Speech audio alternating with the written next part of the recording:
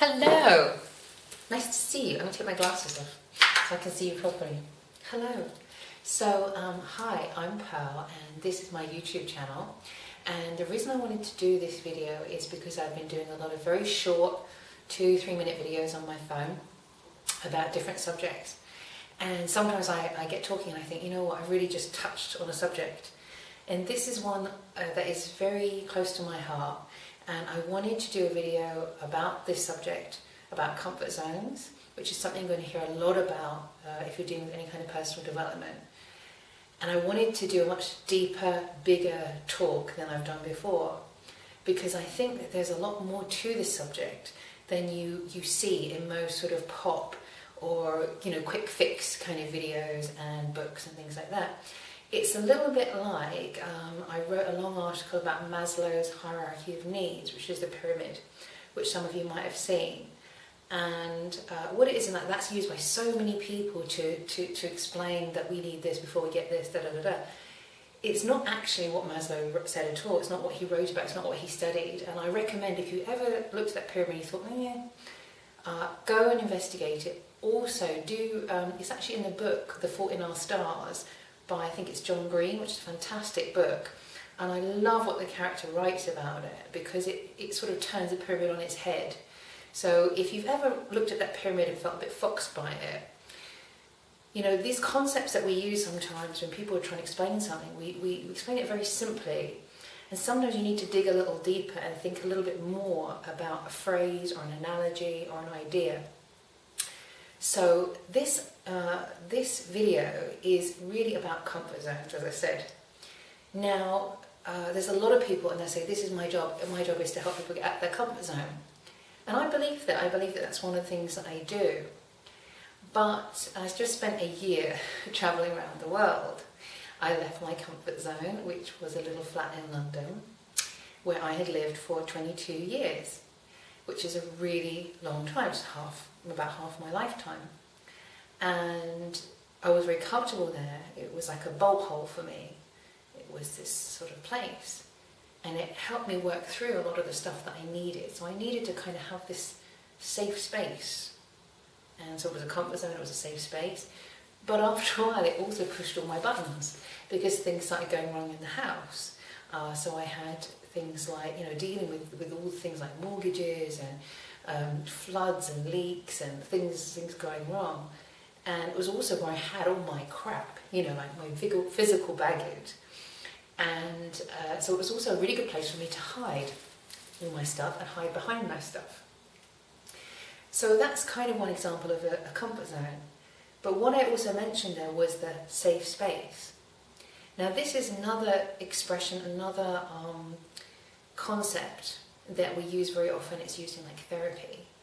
But I always found, when I was teaching Zumba, because I taught Zumba for about 6 years before I left, that one of the things I felt like I did was to create a safe space for people to come and dance around and be kids.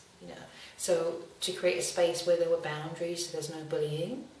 And if I saw any bullying, that I was, my job as a teacher was to stop that from happening. And also when I as a teacher was not judging that person, which is kind of hard, because sometimes you say, hey, I think you're bullying that person and we have to stop this. So you have to set rules and things like that to create a safe space. And if you've ever been in therapy or counselling, you'll know that very often that's the whole concept. You can come in, and what's different about that as opposed to talking to a friend or even certain life coaches is that it's confidential, that it's not a place where somebody's going to judge you, and it's also not a place where somebody's going to give you advice. They're just there to kind of listen to you. It's funny because I actually went to a safe space today.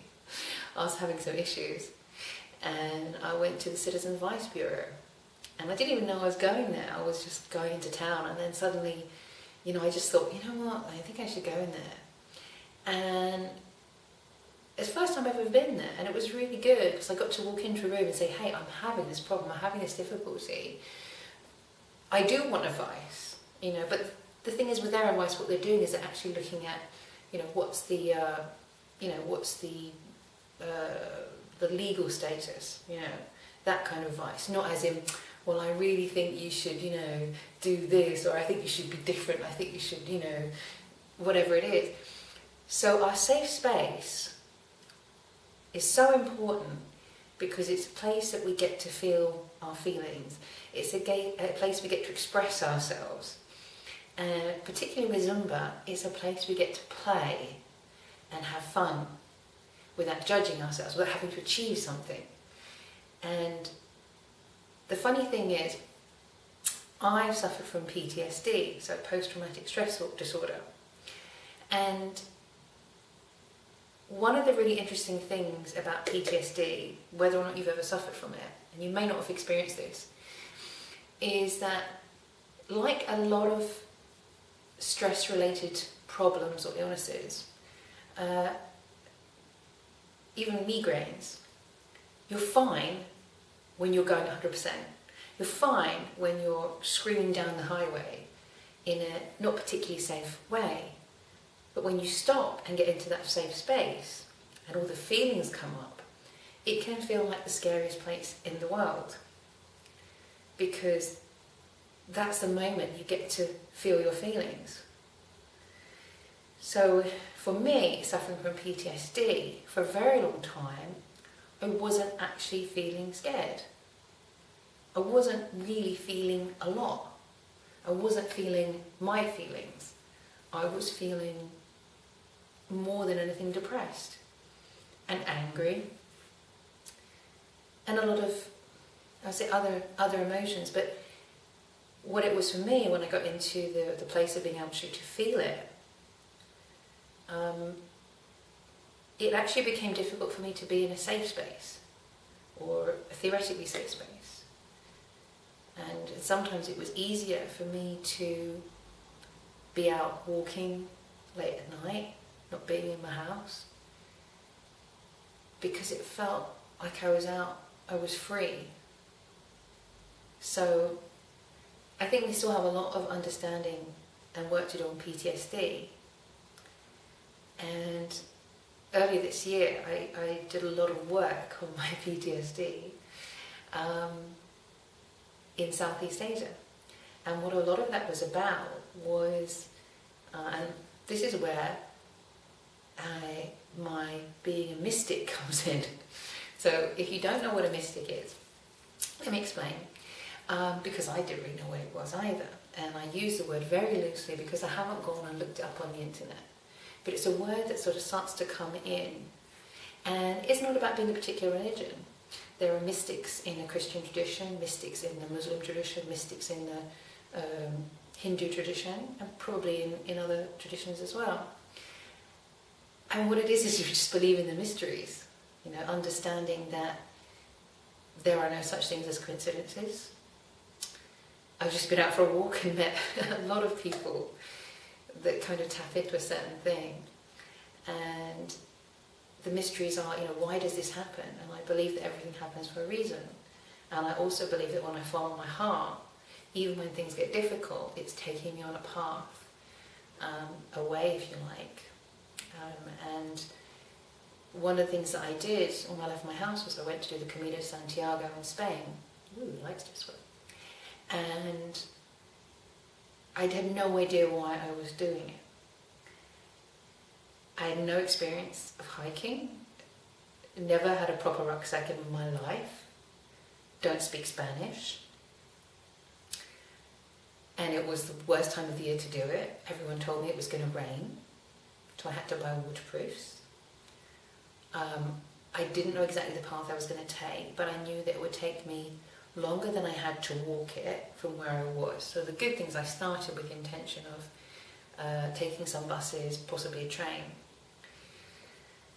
But to start with walking, I didn't know if I was going to stay in hostels, I didn't know if I was going to stay in refuges, which can be like, a mattress on a floor in a school, because a lot of them close over the winter time. I started this, I think it was the 15th of November last year, in 2016.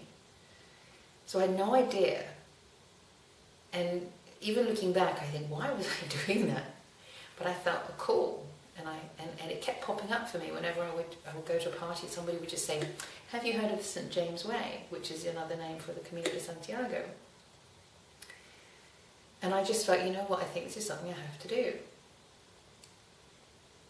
And one of the things that happened was when I was looking at some directions, some notes about the Camino, very weirdly on the end of a table there was a moon sign, and it showed that the day I was planning to start was the full moon. And it was the biggest full moon that we have had or will have for about 70 years, which was very strange because I did not plan it. And the day that I decided to sell my house, as I was cycling home, I looked up, it was a full moon. And it was also summer solstice, 2016. And it was a full moon on the summer solstice for the first time in 70 years. And I looked back through my life and I thought, well, you know what? There are so many times I have ended up somewhere amazing or something really strange has happened in my life around the time of the full moon. And at that point I thought, you know what? Something's happening here. What it is ain't exactly clear. I don't know. But I'm going to go with it. I'm going to go with the flow. And it's very interesting because the Camino de Santiago is now, it's technically a Catholic pilgrimage. I'm not Catholic. But apparently I do have eternal forgiveness because I walked it. It's also very popular with Muslims, and particularly Sufi Muslims, I understand, who are very attached to mysticism. And another weird thing that happened when I was selling my house, I was walking down a pathway near my house, and in the morning I walked along and I thought, do you know, I'd really like to know more about Sufism and what that's all about. Later that day I walked back across the path and I met one of my neighbours and we started talking. And out of nowhere he starts talking about being a Sufi. I said, wow, that's really interesting. This morning I was thinking I needed someone to come along and teach me this. And he said, and the funny thing was I was planning to start my pilgrimage in Granada. And he said, well, my teacher, my guru, lives in Granada. That's where I did all my training. You can think, okay, here's another thing. And at a certain point, I stopped believing in coincidences and started believing in mystery. Because it makes sense. Because there's just too much going on for it to be a coincidence. And I believe it's because we are all connected. And I think the moon has a lot to do with it. So my books are called Camino de la Luna because I felt that I was being pulled and I felt that I was communicating with the moon. So what has this to do with comfort zones and safe spaces? Well, I don't really know. But I do know that there is more to this idea of comfort zones and safe spaces than just this. There is also another concept I want to introduce, which is base camps. Now, when I was doing my Camino, obviously, you know, as soon as I got on the plane, well, actually, as soon as I sold my house, I left my comfort zone. And I went to stay with my grandma. And she said to me, after a day, she said, so Pal, you can stay here as long as you want, but I'm going to the caravan at the weekend. So I was like, my grandma is nearly 90 and she's going off to the caravan. I have to get on a plane, I have to go to Spain, I have to do this pilgrimage. Even if I'm staying in hotels and I stayed in a tree house, which is interesting places. So I was already outside my comfort zone. And it was terrifying to go and be picked up in a van by a guy and his girlfriend who run a place that has tree houses in the mountains in Spain. Who is this guy? It's Airbnb. I did not have a good track record with Airbnb. I'd had some problems with it before. So it was a lot of trust, you know, to go and get in a van and go off. And I started to feel trust, which is a really important thing. I think when you're in a comfort zone, this idea of safety, this idea, we we rely on a kind of concept, on a habit of feeling that something is okay. But it might not be true. In fact, our comfort zone can be the most dangerous place that we're in. So, for example, it could be, you're in your house and there's a gas leak, but you don't notice it because your idea is, I'm safe, I'm in a comfort zone. You could be in a job you've been in for years, or a relationship, and we have this sense of security, but it's like we're just holding on to like a teddy bear, which doesn't really give us any protection, any safety. So our comfort zone can be a very dangerous place to be in. And I think the Titanic was probably very comfortable, all those bedrooms, very, very comfortable. But at a certain point you have to leave the comfort zone and go get on a lifeboat. Maybe a lifeboat is another space as well. Is that a safe space? I don't know. So as you can see, I'm asking a lot of questions as well. And the thing when I was traveling, when I was doing the pilgrimage, and later when I was traveling in other countries, is I started to use these concepts of the comfort zone. And so, for example, one time I was staying in Italy, and I was staying in a beautiful villa which had this Grotto Giusti, very famous. It's a sort of 3,000-year-old spa there, where Verdi sparred, and it was great. And they put me in a kind of crappy room because it was above the kitchen and there was lots of cats and stuff, but it was a beautiful room. And the first night was great, and I had this beautiful spa and everything, and I'd been suffering some problems, some breathing difficulties because of my lungs, because of the places I'd been staying in before, which had caused me to cough a lot and have, problems breathing, because I'm intolerant and maybe allergic to certain products and chemicals. So I went there, say, one night in this beautiful spa hotel, and I felt great. My lungs, my breathing was great. I'd been in this wonderful water and healing, everything. It was very expensive. I thought to myself, hey, it's expensive, but it's good medicine. I would be a fool not to stay here another night in this room. So I went and I booked another night. And then I saw all these people doing building work in the hotel. And I said, hey, you're not going to do any building work in my room, are you? You're not going to put any chemicals in there. Oh, no, we won't do it. They did. So I spent another night in the hotel. And I'll be honest, some of it was me just getting stressed and having difficulty breathing because I could smell these chemicals. But some of it was I could look down and see, where they'd use these products. And I had all the windows open and all the noise from the cats and everything. And I remember it was about, it was early in the morning. It was still dark. And I went downstairs to the front, and I had to say to the guy, look, open the door. You need to open the door. You need to let me out in the garden.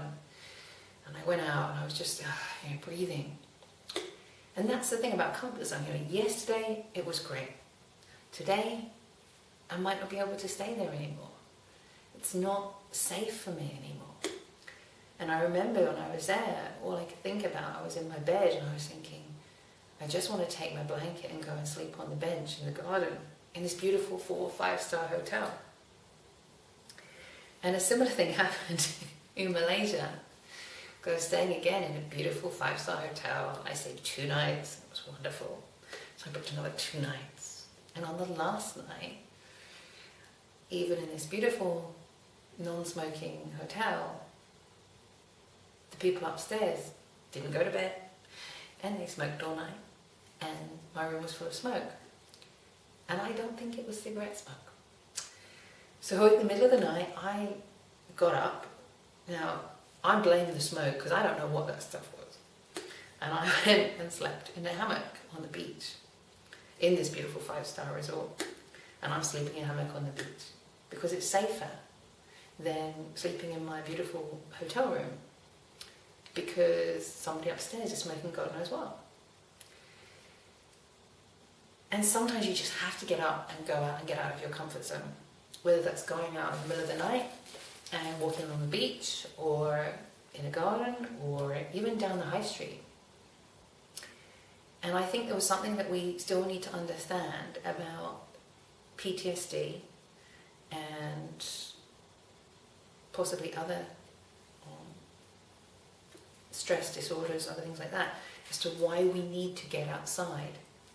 Because unfortunately, very often when people have been abused or had to witness abuse or violence, it's happened in their own home. And so, unfortunately, it means like a dog or a wild animal, we need to escape, we need to get outside to feel safe. So I think that's also something we need to understand more deeply about homelessness and why people might have a home but still need to go outside and sleep on a bench. Because I've definitely felt like that in the last couple of years, not just because of toxic chemicals. So I've revealed quite a lot about myself in that. I hope that if you're watching this, you've been drawn to this and it helps you. So we've talked about safe space, we've talked about comfort zone, and you can see that these are concepts and notions, and they can be very fluid. You know, what is a safe space in one moment may not be a safe space if somebody comes in and tries to abuse that. So for example, you could have and this has happened with certain practitioners of, say for example, yoga, that you'll come in and you come to yoga for healing and to deal with crap, and you have a very great teacher, you know, and then unfortunately that person might abuse that situation. For example, a medical practitioner, a doctor or a nurse could abuse your trust in a place that should be a safe space. A hospital or a surgery or anywhere should be a safe space for you. And it could happen that that line gets crossed. And the difficulty then is, say you go into that safe space in another doctor's surgery, or even, you know, to go to see the dentist or to see an optician, and just being there with somebody who's like medical can send you off, because it's no longer a safe space for you. Even though it is technically a safe space, it doesn't feel like a safe space anymore. So there's a certain amount of healing that needs to go on to allow ourselves to trust our own intuition and instinct and not be triggered by past signs or I say triggers is a good word for it. For example, it could be that there may have been a picture or a style of picture that was somewhere when something bad happened, and it can give us a bad vibe when we see that picture again. And I think that's also a thing like, you know, superstition. There's people think about black cats, bad luck, this, bad luck, A lot of this stuff has come about because maybe people have had a bad experience a few times. So it's very important that we look at signs, that concept of a sign, and don't let that lead us into superstition. Okay? Kind of deep, I know. I've started to follow signs. When you do a Camino, you have this sort of yellow arrow or a shell that follows. And it became very important to me because obviously I'd be out in this wild place in an olive grove, not a person around, and I'm trying to follow a sign, a yellow arrow. So I'm looking for the, you know, where's the next sign? Where's the next thing that leads me?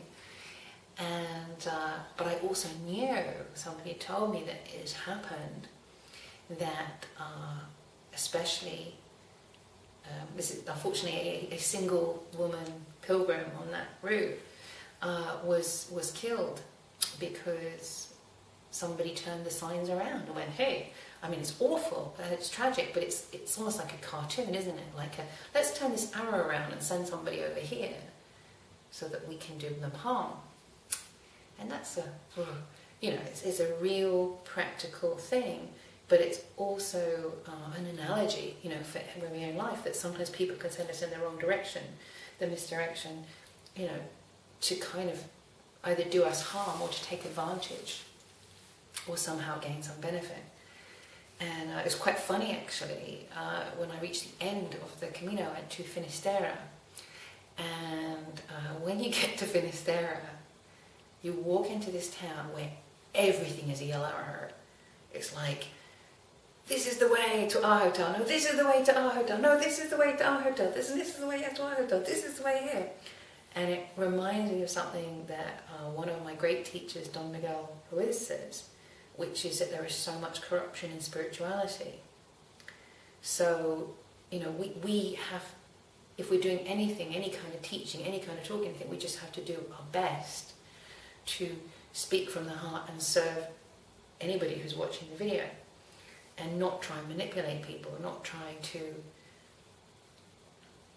gain, you know, by taking advantage of others, you know, and to do our best to be, to offer, to serve. So, and to be honest, even if somebody, it means saying, hey, okay, no, that's the right way to go, that's the right way to go, but I'm here, you know, that if you're looking for this, that's the way, but I'm here. Instead of saying, yeah, it's got to be, I can do everything. So these are strange concepts, and it's strange to try and show you and explain these in just words and pictures. This picture, you know, because they go so deep, these concepts. They go so deep, and it's really about how you feel, not what you see. And I think that's what I really learned on the Camino as well, is that you feel the pull. You know, you feel, hey, I'm going to go this road, not this road. Hey, it's time for me to slow down and rest. Or it's time for me to jump on a train and I can be on the other side of Spain by this afternoon. So it's really about trusting instinct and the pull of my heart. And the funny thing was, when I ended up in Mexico, doing a lot of things I'd done on my Camino and having a lot of similar experiences and realizing, yes, that was a training to come here and to do this. And when I reached the end of that road, it was so clear, excuse me, how it all fit together. It was so clear that this is where I was coming, and this is what was going to happen, and this is how it had to be. And that also helped me to understand that I am a mystic, because in that moment I could look back and say, oh my goodness, this road was perfect, everything that happened was perfect, and this is what happened.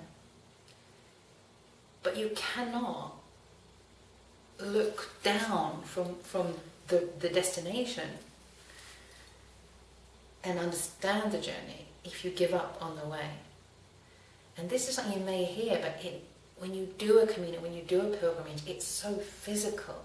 You know, we use these words, but I mean them literally. That I'm traveling and I see people give up. Sometimes they've done the Camino in the sense of they've done enough walking to get the certificate, but they don't finish. They don't feel they're finished.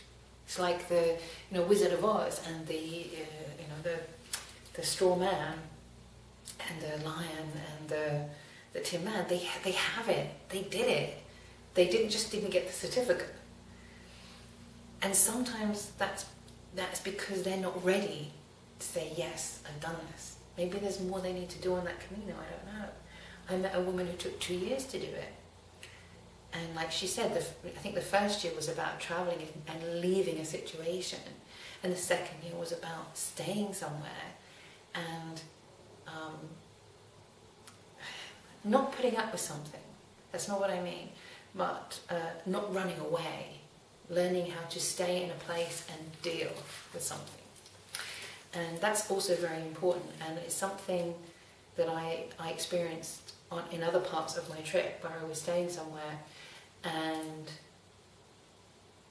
there was no going outside, there was no walking away, there was just, I am here in this part of my life, in this part of my training, and I just have to have faith and go through this to the best of my abilities and allow this to give me and heal what it needs to do.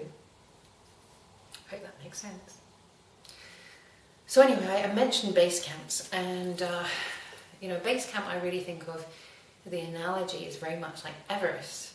I don't know if you've ever known anything about climbing Mount Everest or read anything or seen the film, but I watched a fantastic talk with a guy called, is called Captain Ketch. He's the only man to have ever rowed across the Atlantic, climbed Mount Everest, and cycled unsupported around the whole world.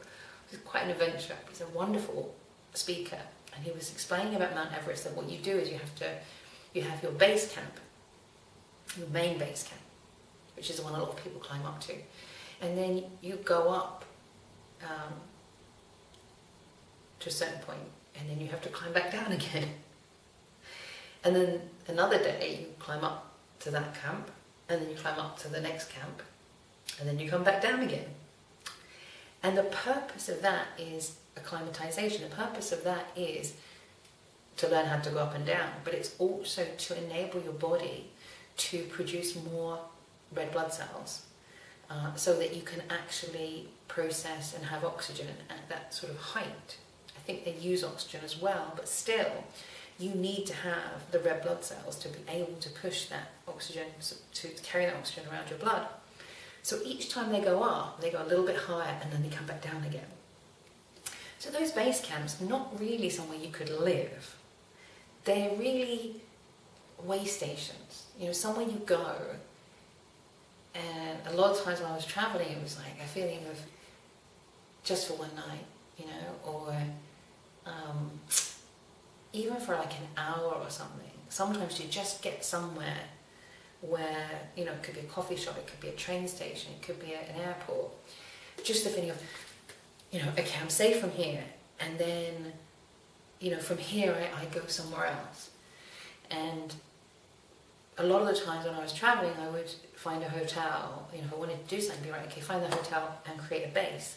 So you set up, set all your chargers up and do that, and and then it's like, right, find food, and we're going to find water even, and then, okay, the activity is I'm going to go out on a boat, or I'm going to go and climb a mountain, or I'm going to go and do this, and that would be the base camp, to go up.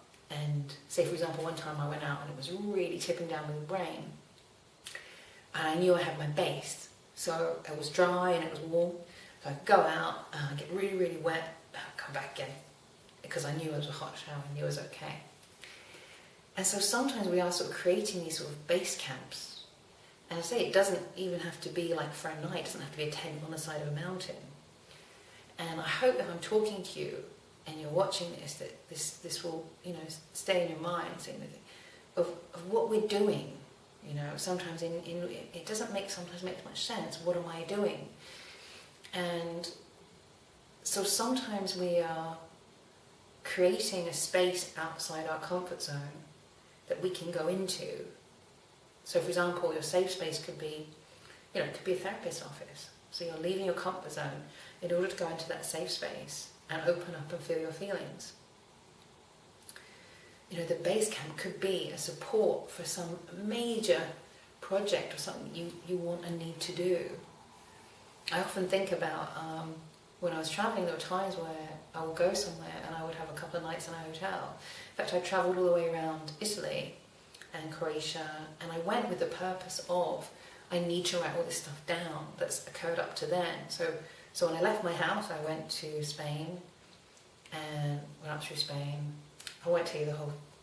It's a long journey, I went a lot of places. I went round the world and then down and up and then across. And I'm writing a lot of books about it because there's a lot of information in there and stories. But also what I'm trying to do in the books is explain kind of the working out.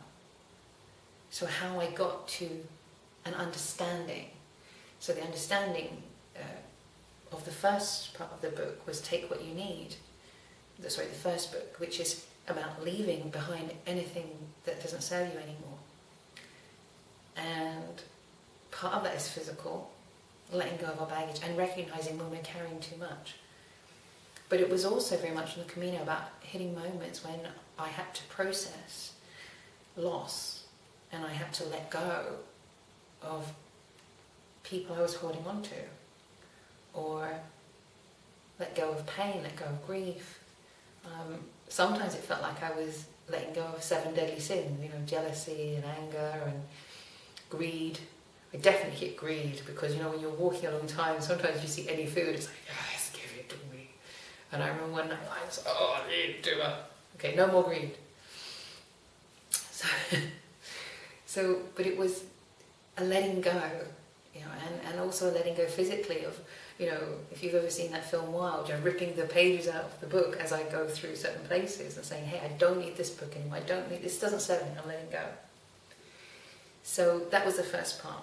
The second part was really, I feel for the first time in my life, understanding unconditional love and putting that into a mantra that I could understand and I could practice and start to practice every day. And so the next part of the book was when I was taking that practice and I was traveling around from Croatia. And on that part of the journey, I got to a very deep understanding of forgiveness.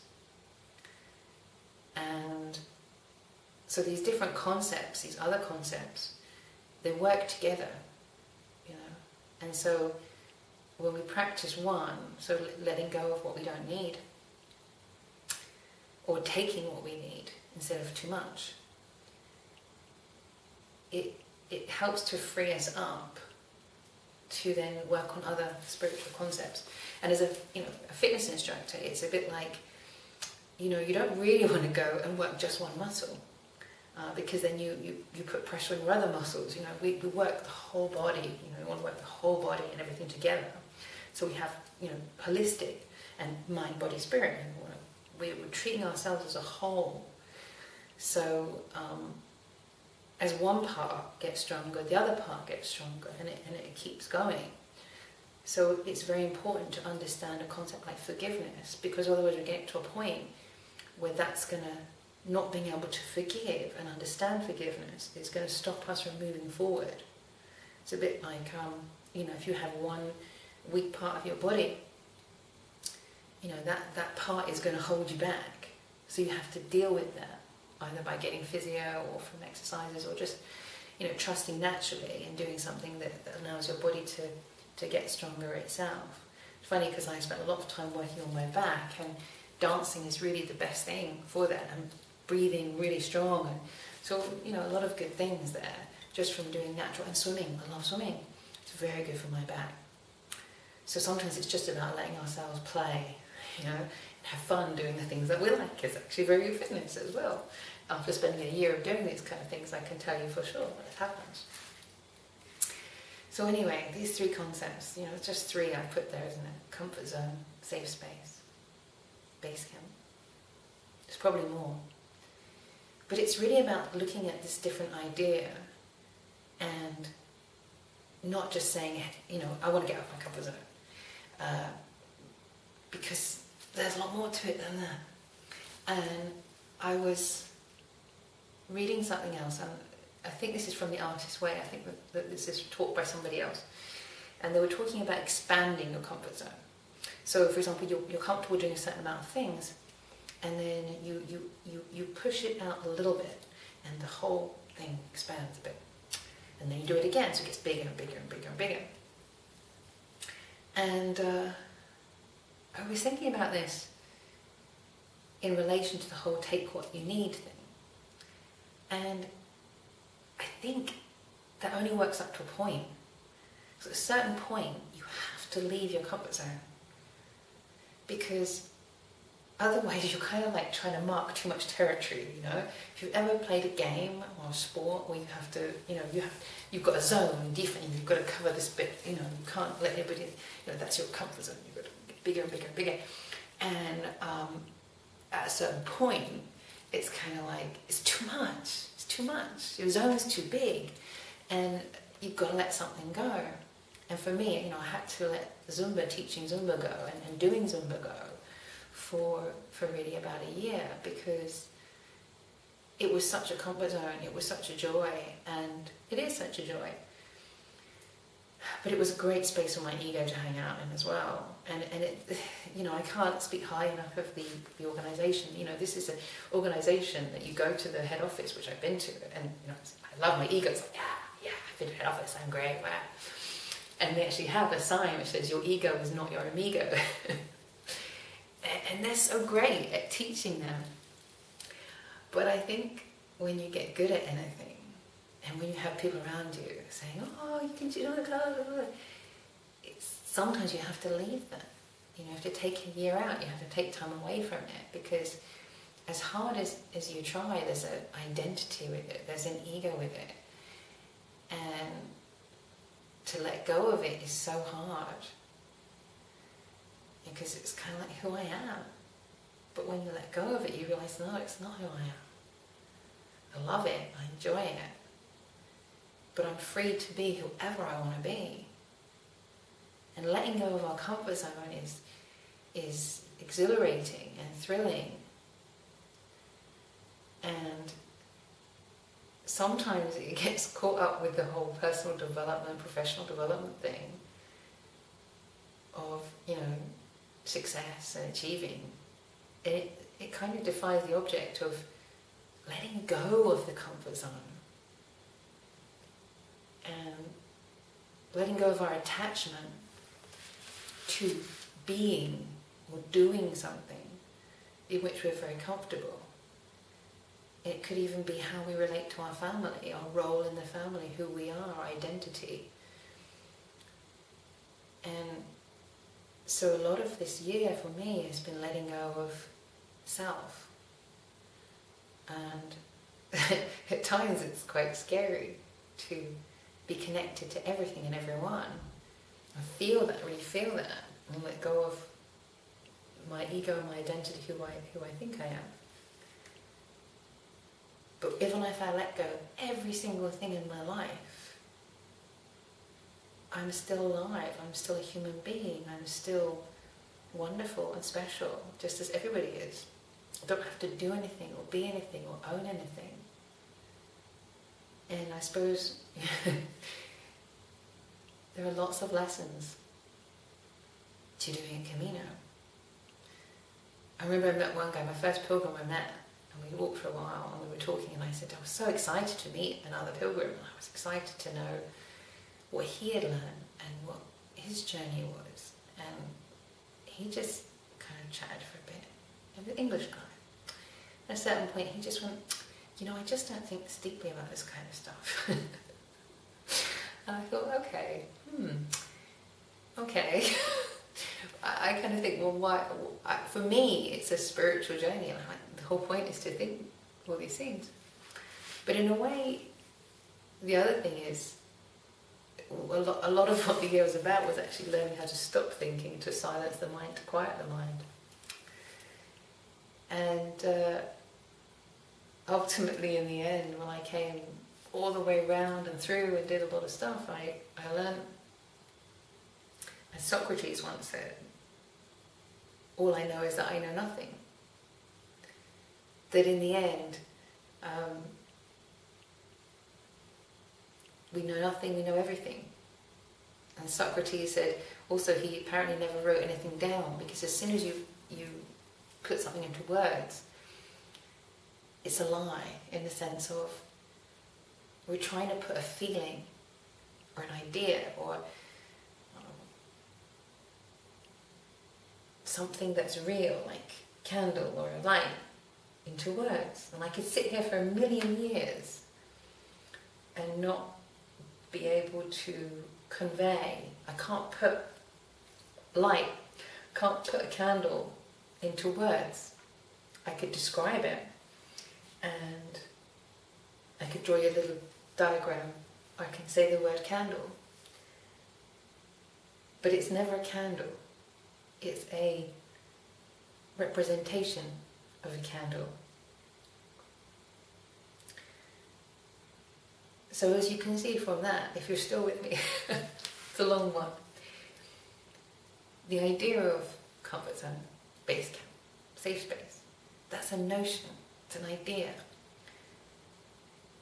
And yet how can I convey that when I can't convey this little light here, which we could all agree on if we sat in a room, we said, okay, yes, this is a candle, this is the flame of a candle. We'd say this is the truth, this is the flame of a candle. But for each of us, a safe space, a base camp, would be so different. And when I went to South Africa, that was really the last big place I went to. I went some other places too. And it is one of the places, probably the place I've travelled where I felt the most fear. And I feel some ways the whole journey that I did was leading up to South Africa, so that I could go there and drive around myself and walk around, you know, and be able to handle my own fear in such a way to learn from it and understand where that fear was coming from. But when I say it was so full of fear, what I mean is I felt people were so scared there.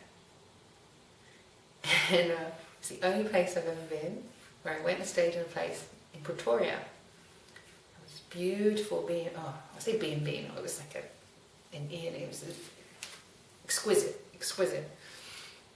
4-poster bed, servants.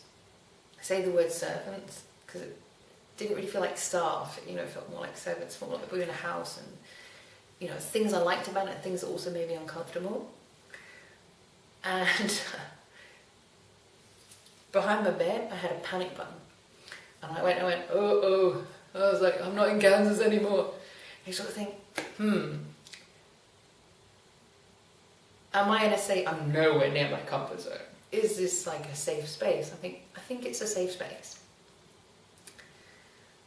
And kind of a base camp too. And this panic button they put there, I was like, I know they probably put it there to try and make me feel safe, but it makes me feel less safe. It makes me feel like I'm in a room that has I've got all this wire and this electric fencing, and I actually said to the owner as I was leaving, I said, you know, is all this stuff really necessary? And he said, well, I've been in this country, I can't remember now if he said it was like 40, 50 years. He said, and nothing bad has ever happened to me. But, you know, it's what we do. It's what we do. And so I found that kind of interesting. And I travelled quite a bit in that area.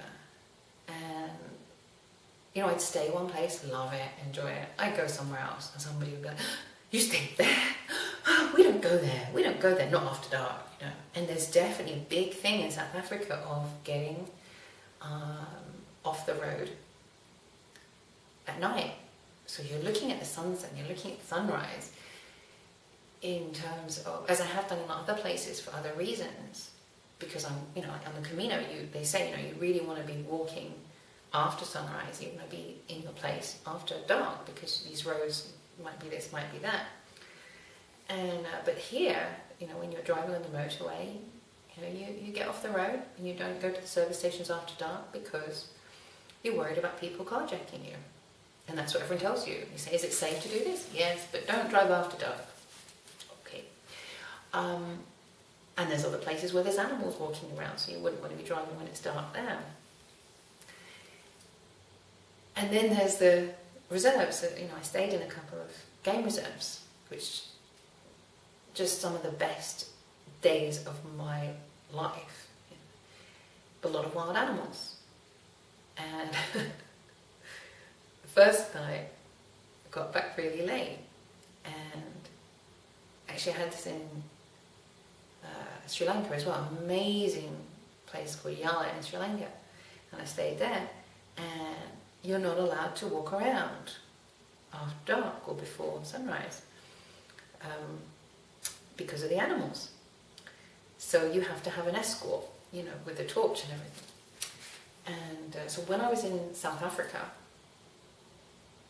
and I had this amazing,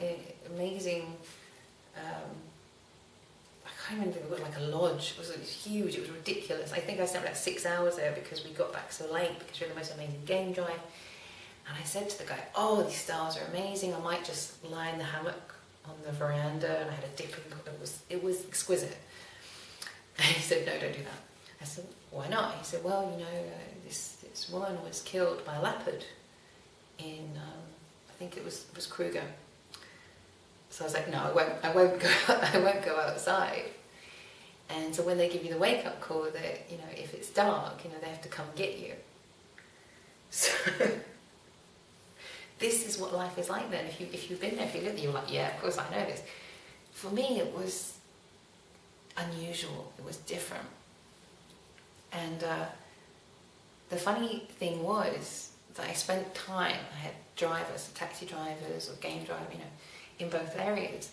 And so when I was in sort of Johannesburg area, or I think even in Durban, if I was talking to somebody, they'd be like, oh no, I'd never go driving through a game reserve. Those were wild animals, oh, that's too scary.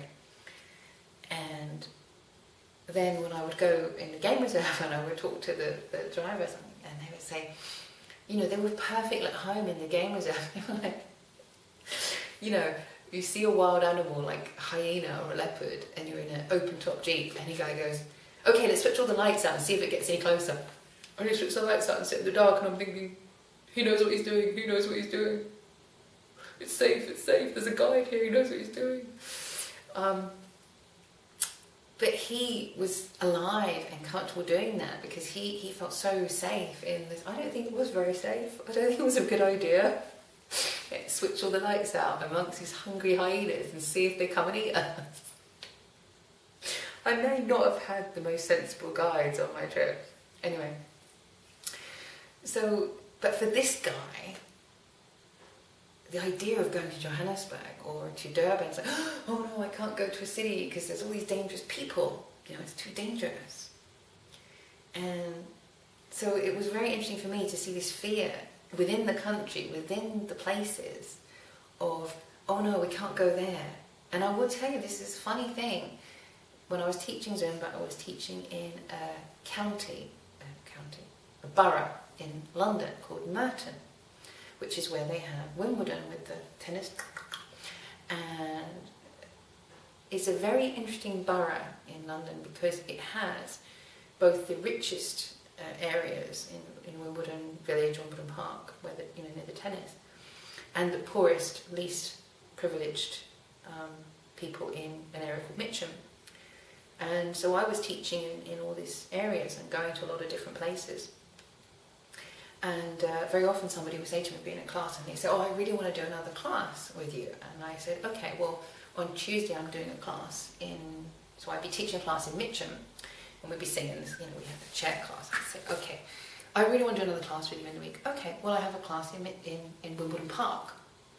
And the people say, oh no, I can't go to Wimbledon Park. The people there, they're so, they're so kind of toffee-nosed, and they think they're rich, and they're this, and they're that.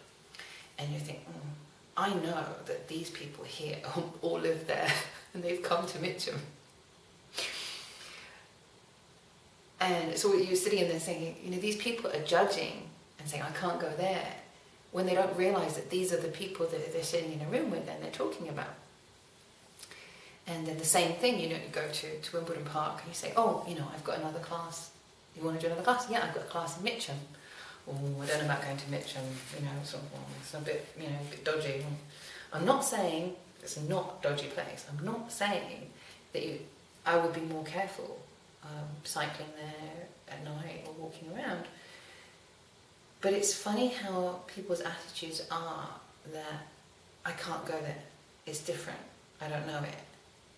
And that's, I guess, what we're talking about with comfort zones. So anyway, I hope this has been useful. I know it's a long talk, and in a way this is what I would call a Dharma talk, if you've ever heard about a Dharma talk from Buddhism. And I've really experienced a couple of them, and particularly when I went to Plum Village. This is my ego talking. It wants to tell you I went to Plum Village and I know about mindfulness, and I have to make fun of myself because my ego is very strong. Unfortunately, the better I get at everything I do, my ego gets stronger, so I have to break it down. So anyway, Plum Village, and you can watch all their Dharma talks on YouTube. It's very good. You don't have to go there. And what I love is when you hear these talks, when you go, the atmosphere is amazing because you're sitting in a room with hundreds of people and the silence, everybody listening. And when you teach from Spirit, when you open your heart, you meet the most amazing people. And the situation I was dealing with today. It's about my house, which is a dream and a nightmare at the same time. I love it. And it's a chance for me to walk in other people's shoes and appreciate how stressful it can be when things go wrong in your house. And it's very, very cold here at the moment. It's very windy, and it's 10 days away from Christmas. If you know what Christmas is, if you celebrate Christmas. And I really got very stressed and had to take some action. And I was walking along the beach here. I live by the beach, which is wonderful. And I met a lady walking her dog. We were talking about the weather. And she turned around to me and she said, "Oh, where do you live? And oh, how do you find it?" And she said, she said, "I've hit the wall today, with my house, and I've had all these problems, and it's like a showdown day today." And I was like, that's really funny, because that's exactly what I'm experiencing. I don't think it's that funny anymore, because it happens to me so much. I might tell you a little bit more story, but I'll tell you one more story, which is like a mystic story. I like it, it's a really good one. Okay, so wait for that. But I will tell you this. Amazing things happen when you get out of your comfort zone and just follow your heart. And the more you do it, I say it becomes a little bit addictive, but it's kind of, it makes sense. It's the more you follow your heart about what to eat or where to go, it starts to make sense. I'm not saying it's always easy, because you end up on these caminos and up a mountain and doing this and weird things. Weird things. But anyway, it works. So anyway, I'm losing my train of thought here. So this thing about walking around and meeting people. Oh, what was I telling you? I was telling you something else. Anyway, the Dharma talk, the concept of a Dharma talk. So in a way, these little pocket talks, when you meet someone on the bus, it's almost like... Now, I don't know if this is the exact definition of a Dharma talk, but it's a bit like when you pick up that book and it speaks to you. It feels like it was written for you. And I know that some of my books have really helped people. The book I wrote about, I gave my brother a kidney about 16 years ago, and it took me a really lot to write that book. It took me 7 years to write that book. And I still get emails from people. It's been out for like 8 years. I still get emails from people now thanking me and asking me more questions. And I've even had people email me from hospital beds while they're actually going through it,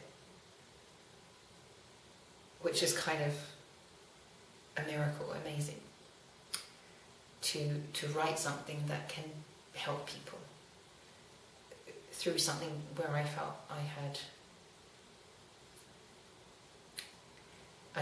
feel I had spiritual support. I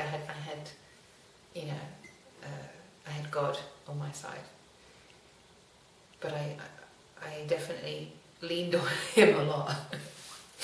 So it's good to be able to help people who you need all the help you can get, in something like that. Anyway, so the Dharma talk, my point, I get that. I went to Plum Village and I sat and listened to this Dharma talk. And it was very funny in a way, because when I went, all the things, situations in my life which were so painful and so difficult, and I kind of wanted to walk away from, I felt like this Buddhist nun was talking to me. All these things that she said. And because we were in a room together, we had this energy. She didn't ask me questions, she didn't know me, she didn't talk to me. She had decided what she was going to say the day before. But there's something about the energy of when we're together And it can happen also through books, through video. You know, you pick up a book and it's like, now is the moment, and you read it and it makes you laugh. Or you switch a program on, and it has a situation you're thinking about. Or I had it a couple of years ago. I couldn't sleep for a while. I had really bad jet lag and insomnia. And I had a phrase, and I was trying not to watch television. I was trying to, go with the days and nights and get into some kind of routine. And I had this phrase, I can't even remember what it was, going around my head from Ferris Bueller's Day Off. And it's a great film. I tell you, if you haven't seen that, watch that film. It's so good. I can't remember the phrase. But I couldn't sleep, and it was over Christmas again, and it was coming up. And so one night I just woke up at whatever time it was, and I switched the TV on, and it was that phrase, exactly that phrase, that was going on my head over and over and over again. And I was like, okay, I was meant to turn the TV on. It's like something happened. It's like, boom. This phrase is important. It's important enough that it's going around my head. It's important enough that I switch the TV on and it's right there.